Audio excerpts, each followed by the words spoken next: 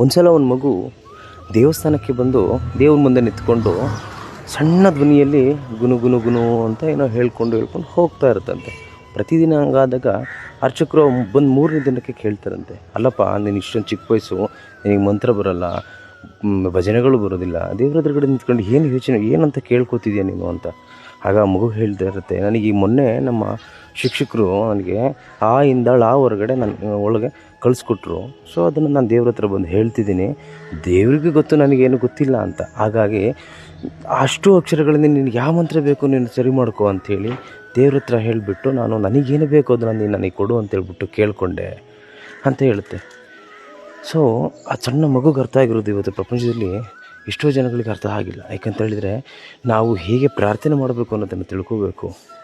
ಮನಸ್ಸಲ್ಲಿ ಒಂದು ಇಟ್ಕೊಂಡು ದೇವ್ರಿಗೆ ಕೈ ಮುಕ್ಕೊಂಡು ಬೇರೆಯವ್ರಿಗೆ ಕೆಟ್ಟದ್ದು ಬಯಸ್ಕೊಂಡು ನಾವು ಮಾಡ್ಕೊತ ಹೋದರೆ ಆ ಪ್ರಾರ್ಥನೆ ಫಲಿಸೋದಿಲ್ಲ. ಭಕ್ತಿ, ನಿಷ್ಠೆ, ನಿಷ್ಕಲ್ಮಶವಾದ ಆ ಪ್ರೀತಿ ಇಟ್ಕೊಂಡು ಭಗವಂತನಲ್ಲಿ ನಾವು ಯಾವುದನ್ನೇ ಬೇಡಿದ್ದಾಗಿದ್ದರೆ ಖಂಡಿತ ಅದನ್ನ ನೆರವೇರುತ್ತೆ. ಭಗವಂತನಲ್ಲಿ ಸಾವಿರಾರು ಆಕೆಗಳನ್ನು ಮಾಡೋದಕ್ಕಿಂತ ಪರಿಶುದ್ಧವಾದ ಪ್ರೀತಿಯಿಂದ ಪ್ರಾರ್ಥಿಸಿಕೊಂಡು ಯಾರಿಗೂ ಕೆಟ್ಟದ್ದು ಬಯಸಿದ್ದೇನೆ